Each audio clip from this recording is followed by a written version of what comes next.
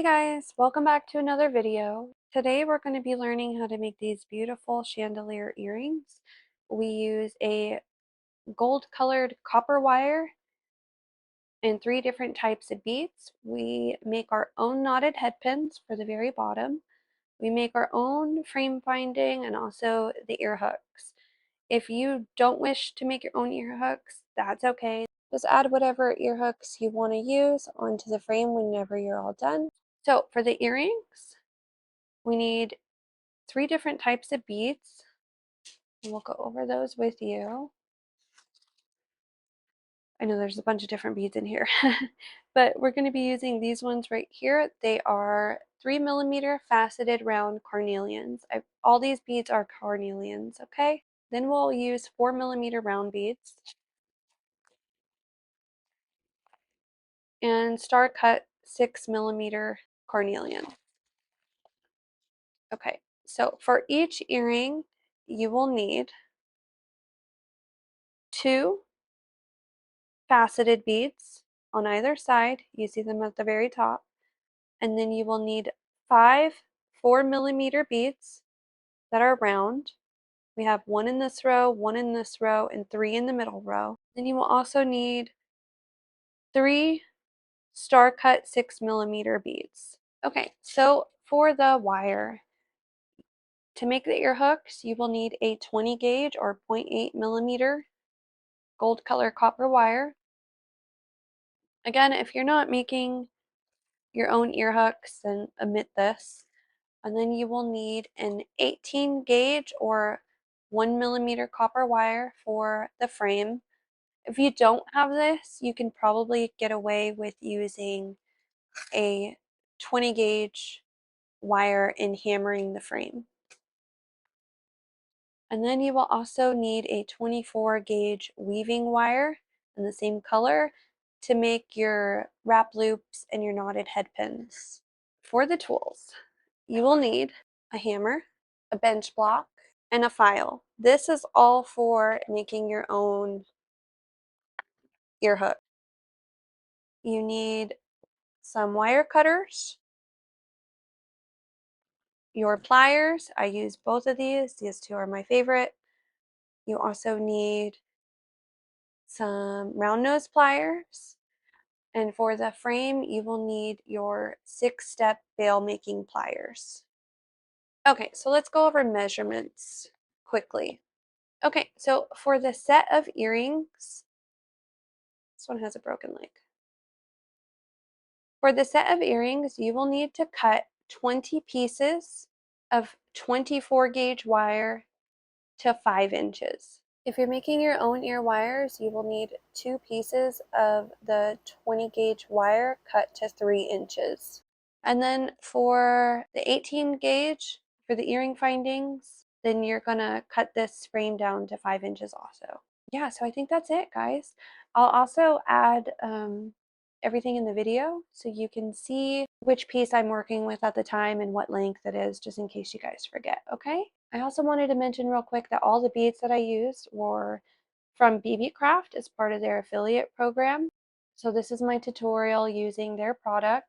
If you do want to follow along at all, then everything that I've used is listed in the description below. Also, I have a coupon code for anybody that wants to use the same exact beads that I did, and the coupon code is OTTER10, and that'll give you 10% off your entire order from BeeBeeCraft.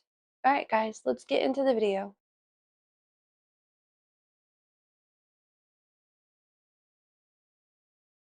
We're going to take our wire, and we're using our 6-step bail making pliers. And we're going to begin to form a loop. The wire on the left is going to cross under the bottom of the wire on the right, and we will do a mirror image for the other frame. So again, forming a loop, and the wire on the left is going to cross over the top of the wire on the right.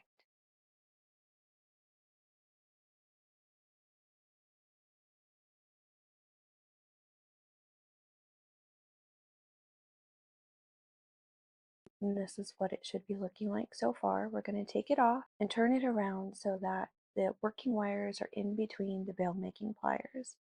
The wire that is crossed over the top is going to be the wire that you're going to bend around the second step of the bail making pliers. For me, it's the one on the left. And you're just pushing it in between the pliers to form a loop around the second step. You'll know that you have a good loop because it'll be really hard to take these off.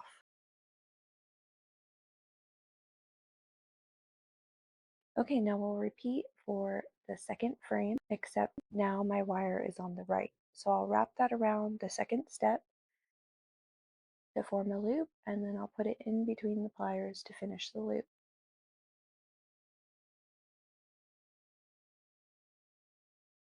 Now you have this sort of figure eight with long tails on either side.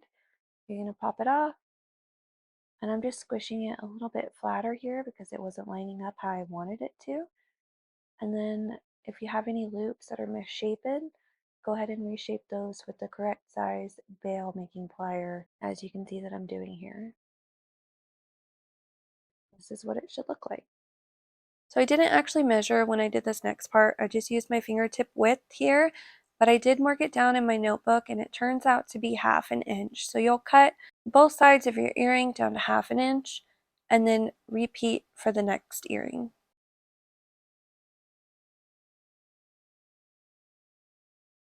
That's what we have so far. Now we're going to take our first step on the bail making pliers and make sure that the small loop is on the top. Okay? And then you're just going to start forming a loop here. It's going to look like a little P when you're done with it. Just like that. I'm flattening it out here. Then I'll turn my frame and flip it over and do the same thing on the other side. Now this frame was a little bit, or this side was a little bit longer than I thought it would be, so I do end up opening it back up and flush cutting a little bit off and redoing my loop. Here I am opening it, flush cutters, snipping off just a minimal amount, and then reforming that loop to make it more uniform so it matches the other side nicely. And then I use my pliers to just sort of flatten that out and then make any more adjustments if necessary. This is what we have, and then you will do that for the next one. Make sure that your smallest loop is on the top of the frame.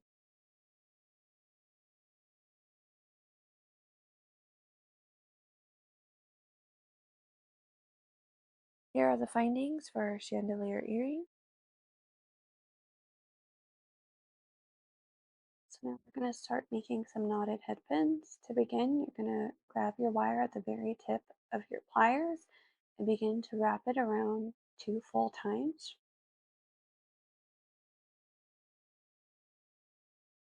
Once you get to that little where you first started, you're going to stop right there and grab your pliers and bend your wires straight up the coil that you just made. It should look like this. And then you're going to bring the bottom part up and put it through the hole. And this is going to make it the knotted part. You need 3 of these total. And then you're going to take your star cut 6mm beads and you're going to put them on the knotted head pins and make a wrap loop on all 3 of them. Make a wrap loop, you put your pliers like so, leaving a little bit of space for your wraps. Rotate your pliers. My hole is going to be pretty small for my wrap loop, so I'm staying at the edge of my pliers. I'm wrapping the wire around, rotating my pliers, and pulling the wire over, making a loop.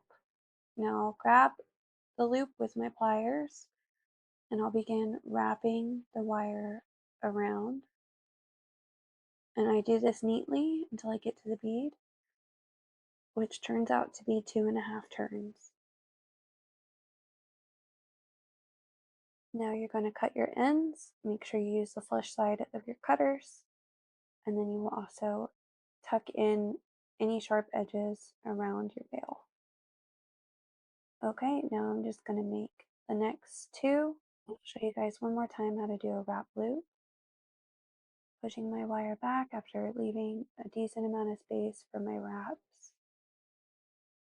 Rotating my pliers and making my loop.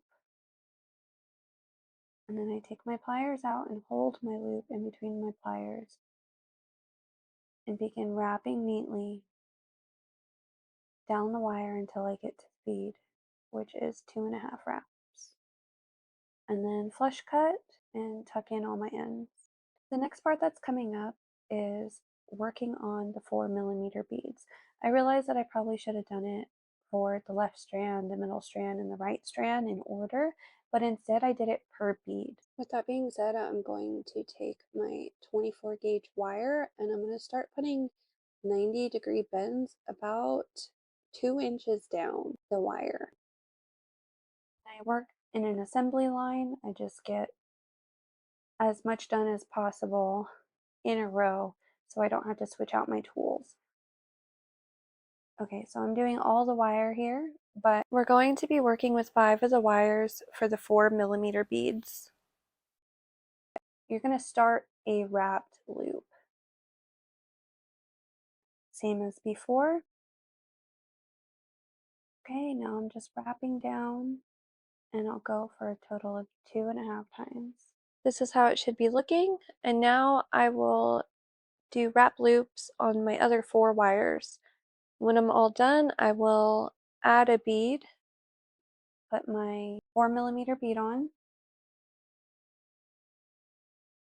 and you're going to start a wrap loop on the other side. Don't worry about these ends here because, like I said, I like to do it in an assembly line.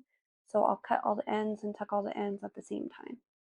So I'm leaving my space and creating my loop. Notice how when I'm bending it, it is bending the same way that the loop on the other side is going. So my loops are going to face the same direction.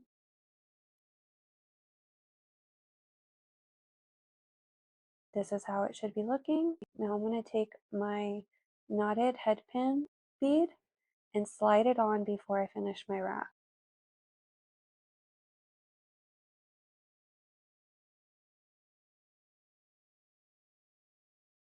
Now that it's on, I will finish my wrap.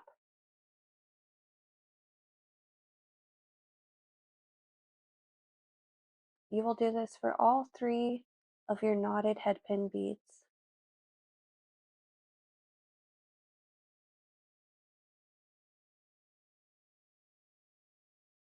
Okay, so when you've attached a 4mm bead to all 3 of your knotted head pin dangle beads, we're going to go ahead and start a 4th one, and this 4th one is going to be attached to another of the 4mm beads. Use whichever strand you want to be in the middle. So you can see here I am attaching this clear-ish carnelian 4mm bead. This is a strand that I want to be in the middle, and then I will finish my wrap loop. Now that this 3rd bead on the strand is attached, this is what it should be looking like. Go ahead and snip your ends and tuck them. And this is what we have so far. For this middle strand here, we're going to go ahead and put one last 4mm bead on. I'm just making my wrap loop, sliding on my bead, beginning my wrap loop, and putting on that middle strand. And then I will finish my wrap loop. And here is what the middle strand should be looking like. It has a total of 3 4mm beads and 1 6mm dangle bead. Okay, so now we're going to start working on both of the sides. We only have 2 more beaded links to add, and then we can start adding them to the frame. We will take our 3mm faceted round beads and add them as a link. I'm just making the beginning of a wrap loop here, and then I will add on my bead. I just pick a bead that I think might look good.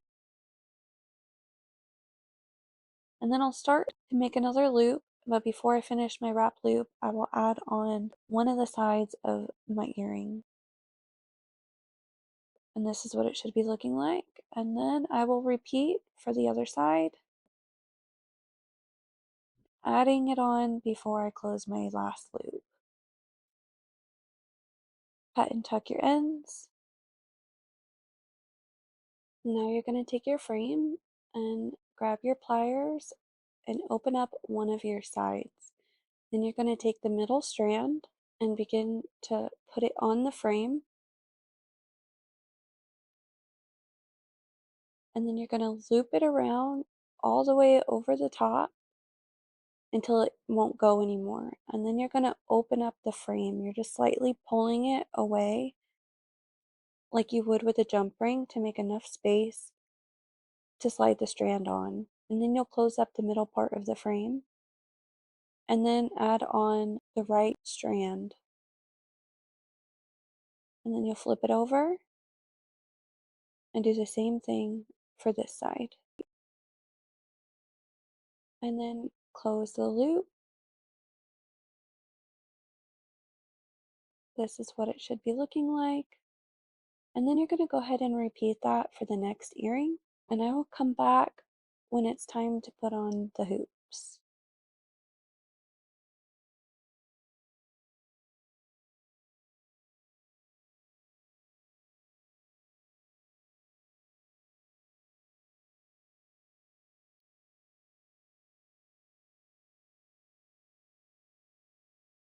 Alright, so now we're going to make our ear hook. I have two pieces of 20 gauge wire that's cut down to 3 inches. I have my 6-step bail making pliers, and I'll be using my second step to form a loop. You're going to place your wire in between, and you don't want to be able to feel it poking out, but you do want to be able to see it. And then you're going to begin rolling your pliers and creating a little loop. It's going to look like a little pea when you're done with it, and you just want to make it go slightly past the wire, almost like you're going to coil it. And then you're going to take your flush cutters and make sure that your flush cutters are pointing towards the top part of the pea, and just cut off a minimal amount there. I cut off very, very little, and then I will reclose that loop. Okay, so we'll do that for the next one. We'll form a loop, go a little bit farther than forming a loop, almost like you're going to make another wrap around, and then use your flush cutters, and then you're going to cut off that little excess part that's going past the back part of the wire. Now we have these two pieces of wire. I always like to compare mine just to make sure everything's looking even, because this will be a set of earrings. Okay, now we're going to use the 6th step. We're going to hold our wire and make it look like a P, and then the 6th step is going to be on the left hand side. The P is going to be facing the 5th step, and we're going to hold it just like this. And then we're going to begin to wrap the bottom wire that's poking out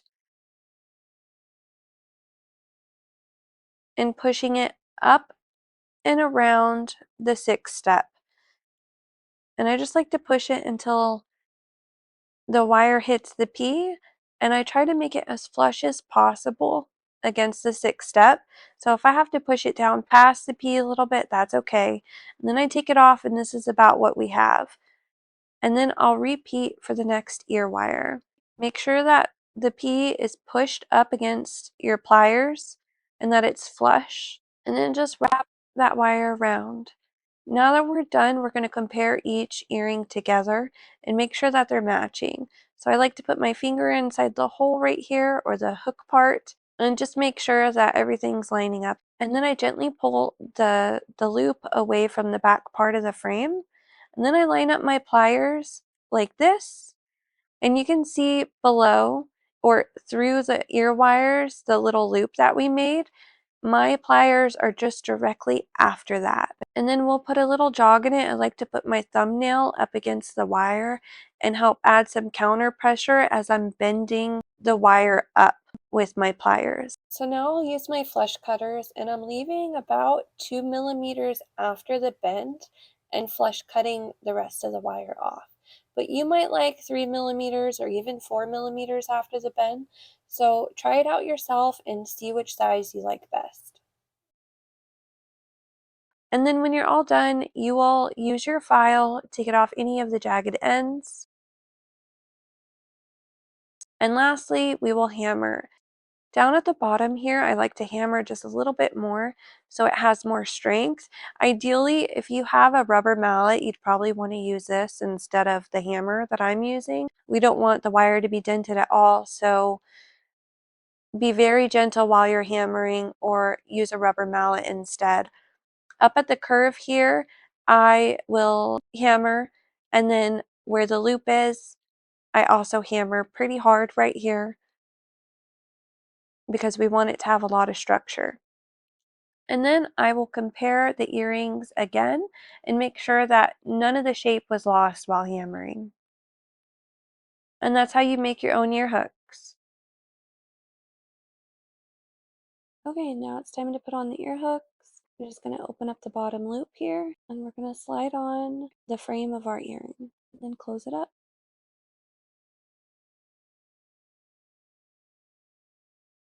And there you have it, guys. These chandelier earrings. Let me know what you guys think.